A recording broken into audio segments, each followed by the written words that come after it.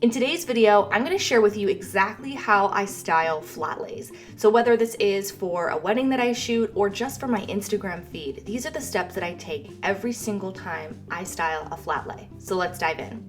Step number 1 is choose your background. Today, I'm going to be using this marble styling board by Medium Backdrops. Step number 2, gather the items that you're going to be styling so that you can see them together and make sure that all the colors and textures flow well.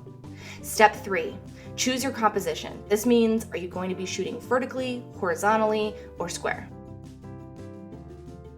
Step number 4, begin adding your items large to small.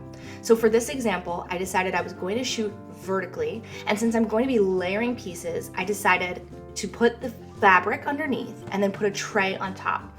This really adds focal point to anything that I put on the tray. So I really wanted it to kind of take this reverse S shape. One tip that I have for you is to layer items to add dimension.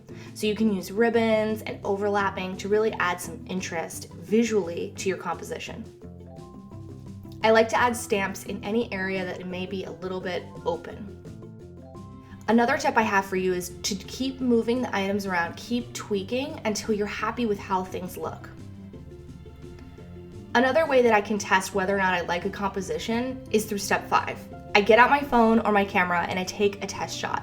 This is a great time to see little gaps or areas you might want to tweak or change. Here's another example of a horizontal flat lay. Something I was really trying to do was keep a grid in mind as I designed this. So here's how I made it happen.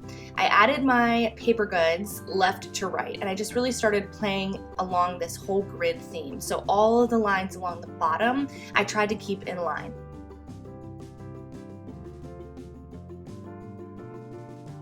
The third example would be how I would style a square flat lay.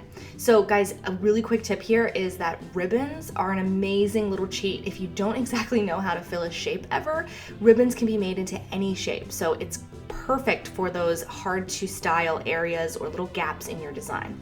So I get out my phone, I look at it, and I decide, I'm not super happy with the way that those little sticks were crossing and the ribbon. So I went ahead and I made some adjustments from there.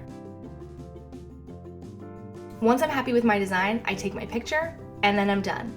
Thank you guys so much for watching. If you like this video and you want to see more just like it, let me know in the comment section below and I'll see you guys next week. Bye guys.